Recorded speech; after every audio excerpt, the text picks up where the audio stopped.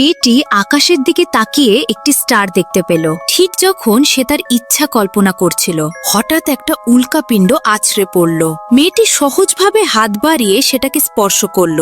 মুহূর্তের মধ্যে তার শরীরের ভেতর দিয়ে বিদ্যুৎ প্রবাহিত হলো, আর সে আবিষ্কার করল তার হাত দিয়ে যে কোনো জিনিসের আসল নকল চিনতে পারে। এতে মেয়েটি খুবই আনন্দিত হয়ে উঠল। সে একটা অ্যান্টিক শপে গেল নিজের ভাগ্য পরীক্ষা করতে। সেখানে একটা মূল্যবান চায়ের পাত্র খুঁজে পেল। সে দোকানদারকে দাম জিজ্ঞাসা করল।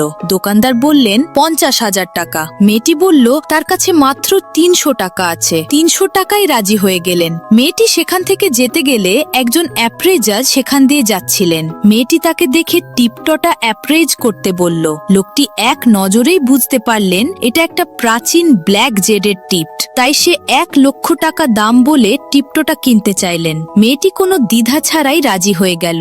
এমনকি লোকটি মেয়েটির ক্ষমতায় খুবই মুগ্ধ হয়ে তাকে তার কোম্পানিতে চাকরির অফার দিলেন। মাসিক বেতন 50,000 টাকা। মেয়েটি অত্যন্ত আনন্দিত হয়ে রাজি হয়ে গেল।